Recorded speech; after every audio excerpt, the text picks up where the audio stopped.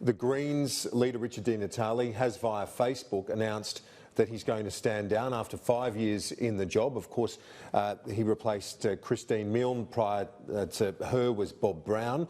But now Richard Natale had some successes in the job, but as we know, he's got a young family. And obviously at this point, we've got a statement from him via Facebook, but I would assume that is to spend more time with that family. He was seen last night at a hotel in Canberra having an early dinner with his kids, and now this announcement that there is going to be a change at the leadership of the Greens. I suppose there's been a lot of talk about Labor post-election, you know, this long, hard slog in opposition.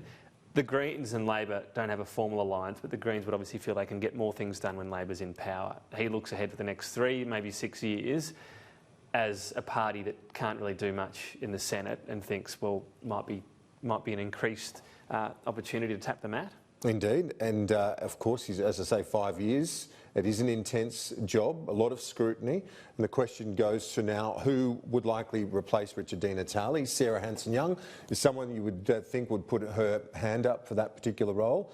Nick McKim from Tasmania as well, a former Greens leader in Tasmania at the state level. So he's someone that would also come into consideration and for putting their hand up. And we know, of course, the Greens have a tradition of leaders coming from Tasmania.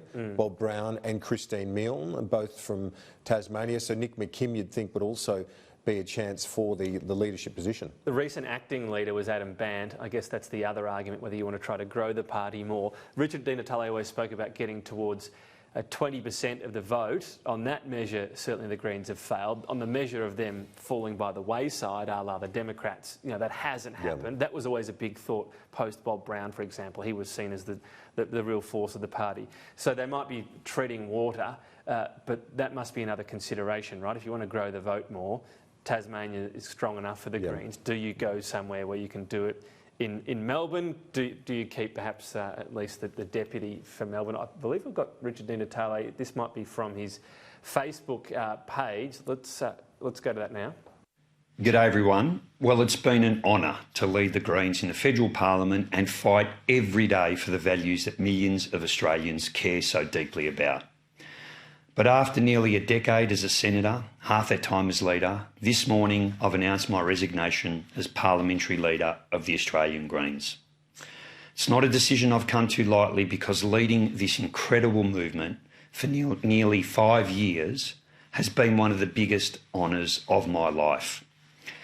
But my boys are 9 and 11 years old now, and they've only ever known their dad as a busy and tired and sometimes grumpy politician.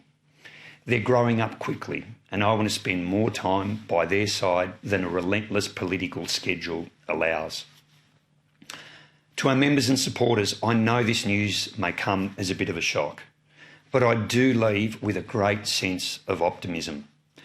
The Greens movement goes from strength to strength, with representatives at every level of government and a record number of volunteers and supporters.